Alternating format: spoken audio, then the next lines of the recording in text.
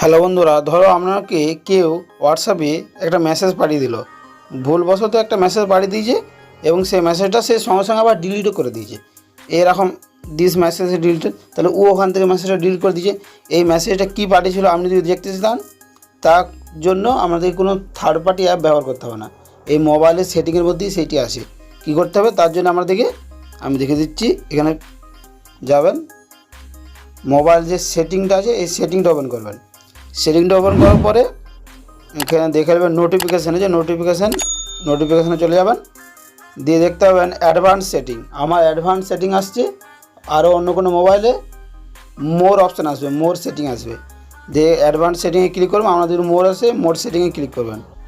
Click করার পরে এখানে দেখে নেবে যে নোটিফিকেশান হিস্ট্রি, এই নোটিফিকেশান হিস্ট্রি ক্লিক করার পরে এই যে এরম দেখবে অপশান চলে আসবে।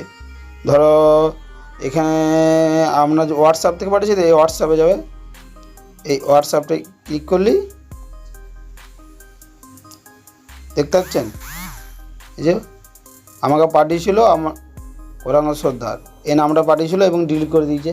তাহলে এরকম করে আমাদের মোবাইলেও দেখতে পাবেন কীভাবে হোয়াটসঅ্যাপে কেউ যদি কোনো কিছু পাঠায় এবং সেটা ডিলিট করে দেয়, কীভাবে আপনি তা দেখবেন।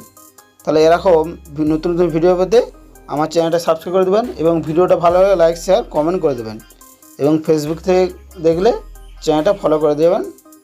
তাহলে দেখা হচ্ছে নেক্সট ভিডিওতে।